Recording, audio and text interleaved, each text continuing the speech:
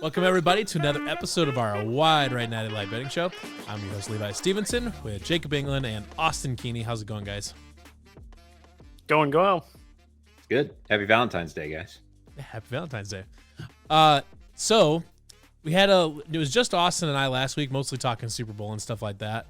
I have to go back and rewatch to see how much of what we were talking about hit. We had a couple good ones, though. I feel like we'd take a victory lap on that. Did we? I'll have to go back and watch and see exactly what we all hit on, because I thought we had some good ones. Defensive touchdown. That was a big one. Defensive touchdown was a good call on yours, and you actually almost doubled up on it too. If not for the was it? Did it come back for a penalty? The second Bolton touchdown, or no? It was ruled an incomplete pass. Is what it was. That's what it was. Yeah. But anyways, so let's talk about. I know one thing that we did not hit on though was Iowa State last weekend. Against Oklahoma State. Then, we're recording this on Tuesday. They play TCU tomorrow night. We talked about that a little bit last week. But this weekend, Iowa State travels down to Manhattan, Kansas to take on Kansas State. I guess this is one right now. Ken Palm has us as a 3-point underdog, 68-65 Kansas State. Worth noting that while we are on a skid right now, Kansas State has also lost 4 of their last 6. And 5 of their last 9. So they're also on a little bit of a skid right now too. But this is obviously down in Manhattan. Austin, what are you thinking for this one? No confidence. Yeah.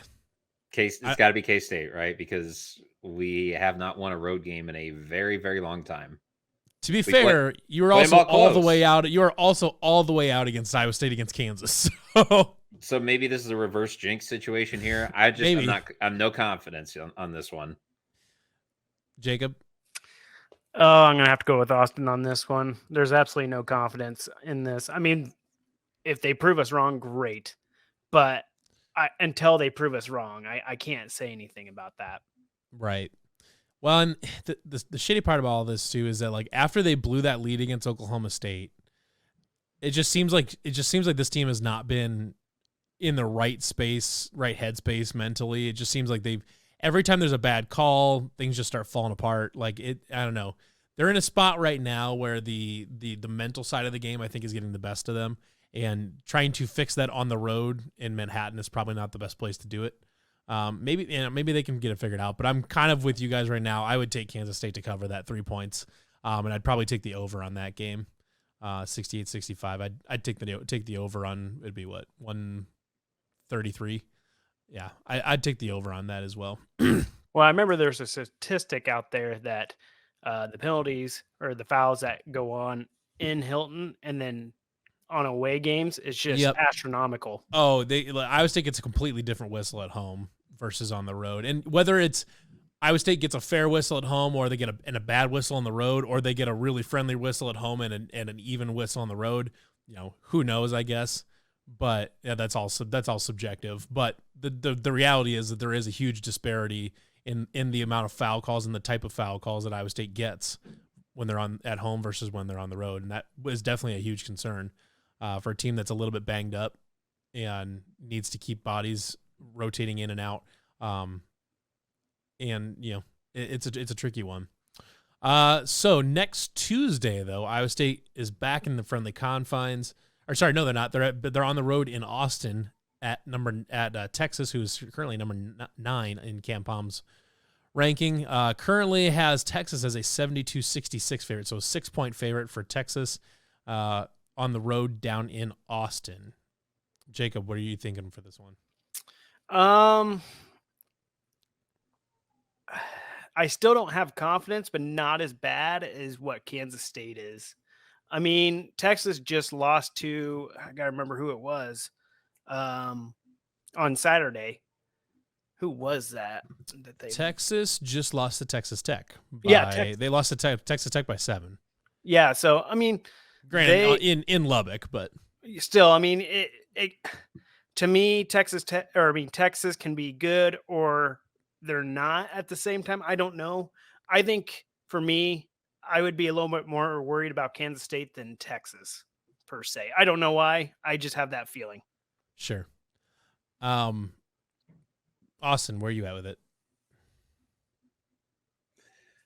That's just right here.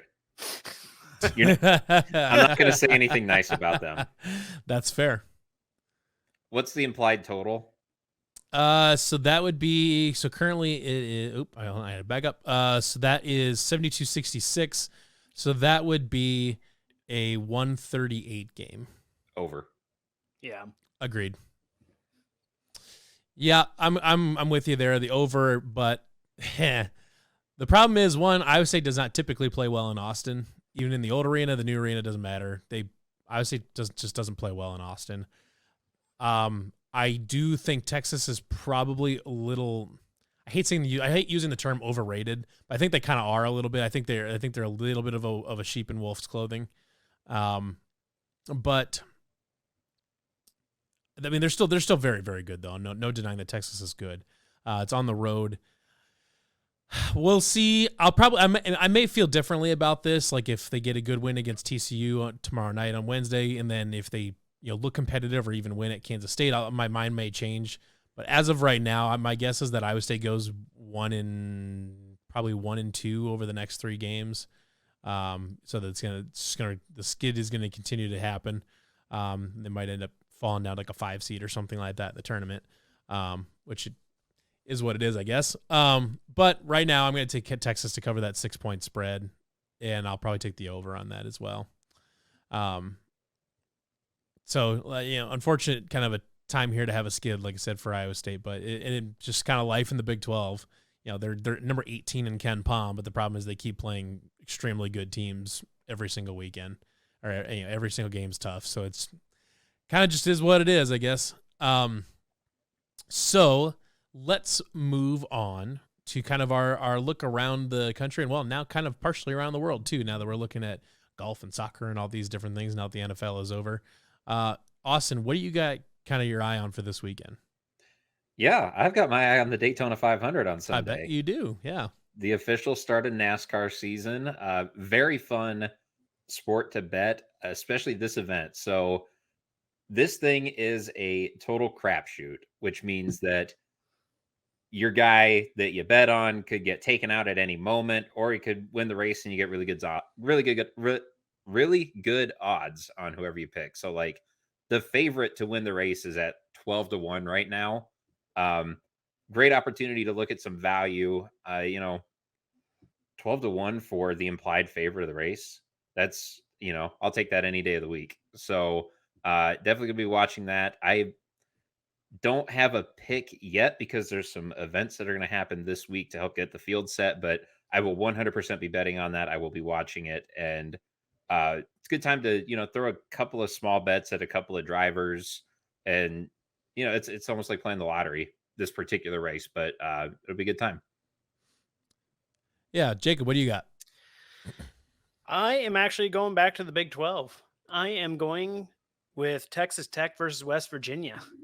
I think that'd be a fascinating game. Texas Tech got its win over Texas, going against West Virginia. They have at Kim Palm right now that West Virginia is going to win 77-69. I think it's actually going to be closer than that. I'm actually going to take the Texas Tech to cover on that. I think that they got a little bit of juice after winning against Texas and kind of bounce back, and they're starting to find their groove a little bit. I like that. I'm going to go see, like, I don't watch as much NASCAR anymore or golf as much anymore. I used to watch both of them a lot more. But one thing I do keep my tabs on, though, is the Premier League in soccer and just in soccer in general. So you'll probably see me dip into soccer a little bit more. Kind of looking at the one I wanted to look at, but we're not. It's this isn't going to debut. This isn't going to go up in time. Is tomorrow night Chelsea and Dortmund play in the Champions League. But I'm going to look at this weekend. Where did I see this? So Man City plays Nottingham Forest. Nottingham Forest is not great. They're okay. They're not great. Man City is a juggernaut right now. They have the best striker in the world, Erling Haaland. Right now, I'm going to take the I'm going to take the over 2.5 goals in the Manchester City Nottingham Forest game. That seems like one where they're going to be able to, where Man City is going to be able to probably at least get 3 on their own. If not, that's assuming if Nottingham Forest doesn't even put one in on their own. That seems primed to go over 2.5 for that game. So I just wanted to real quick for clarification's sake, or what are some names I'm looking at for Daytona real quick. Denny Hamlin is the favorite at 11-1. He's won this race 3 times, so pretty good at it. 11-1, pretty good number. Joey Logano won the championship last year. He's won this race before. He's 14-1. Bubba Wallace has finished second in this race a couple times. He's 18-1. So like these are big numbers for guys that are pretty good at this style of racing. So right. lot of value out there if you can find it, and then cross your fingers and hold your breath and hope they don't get taken out in a wreck. There you go. All right, let's put some money down. What are you putting money down on this week, Jacob? I'm actually going to go with that Texas Tech. I think that they'll be able to cover against West Virginia. Like I said, I don't think that it's going to be that big of a spread. I think it'll be a closer game than what people are imagining. I mean, West Virginia got blown out by Texas 94-60, and then Baylor is 79-67, and they're on a skid right now, and they're not the best shooting team. And Texas Tech is starting to come back around. So I'm going to put my money on Texas Tech with the cover. Very good. Austin, what do you got? So DRF hey, how much are you putting down, and what are your odds on that? Oh, I don't think I have the odds yet on DRF Sports, but it's true. Yeah, we'll have to fill those in later. Yep. Let me put 40 down. Putting 40 down on, and who did you have covering on that one? Texas Tech is covering West Virginia. Texas Tech. Yeah. Okay. And what's the spread on KenPom? It is an 8-point spread. For West Virginia is the favorite on that. Yes. Texas Tech plus 8. Yep. Okay. All right. Very good. Austin. So DRF doesn't have odds on this yet. I am assuming / hoping they will. Putting it out to them because we're going to send them this recording anyway. So the 3-point shooting contest on Saturday night, NBA All-Star Weekend, is a lot of fun to bet. I'm going to go ahead and take Tyrese Halliburton. I don't even know the format. I don't know what his number is going to be. Doesn't matter. Yeah. Whatever it is, it's Tyrese Halliburton. If for some reason we don't get odds on that, give me the over in the actual All-Star game. Okay. Whatever it ends up being. Okay. How much do you want to put down on it? I don't even know what I'm working with. Give me so you've got currently, okay, we can go through this. So Jacob, you've got 166.5. Austin, you've got 138. Okay. Give me 20 on Halliburton. Yeah. It'll probably be like on 3-1, something like that. Yeah. 20 on Tyrese. Okay, so looking at soccer a little bit. This is now that we're past the NFL and we're kind of just in the regular season of the NBA and NHL, and we kind of got some odd. This might be a good time for some futures. I'm going to look at the NFL futures. Looking at some MVP candidates here. Some really good value here on some of these, and some really good ways to lose some money. Yeah, like Lamar Jackson at plus 1,500, plus Tua at plus 1,600. Don't love either of those MVP picks. But if you're looking at a nice early name right now, some value there. We're too early to put futures, actual money down in futures. We can talk about that later. I'm going to put some money down on soccer, and I'm going to take, where did I go? There's Champions League. I want regular. I want Premier League. There it is. Okay. So I'm going to take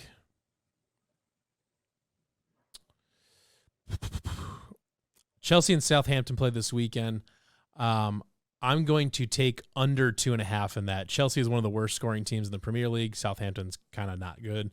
I'll take under 2.5 in the Chelsea Southampton game, which is a minus 130 there. And I'll put 30 down on that. So to kind of recap here, we got Jacob taking Texas Tech to cover 8 points. Austin to have Tyrese Halliburton win the 3-point contest or the over in the All-Star game itself. And I'm taking the under in Chelsea Southampton this weekend. So everybody, thank you for watching. This has been presented by our friends over at DRF Sportsbook. If you sign up, you can use the code WRNL1000 to receive a 100% deposit match up to $1,000 with a minimum of $100. It's a great way to get some free bet. To get a free bet, if you're in the All-Star, if you want to make some money on that, throw some money down on the over for the All-Star game because they always hit the over. Great way to get some free cash out of that. You get some free cash and then you get more free cash because you turn free cash into winnings. So there you go. Great way to do that. Said you use the code WRNL1000 at checkout to receive, or when you sign up, not checkout, but when you sign up to receive a 100% deposit match up to $1,000 with a minimum of $100. So for Jacob England, Austin Keeney, I'm Levi Stevenson. Everybody have a great rest of your week.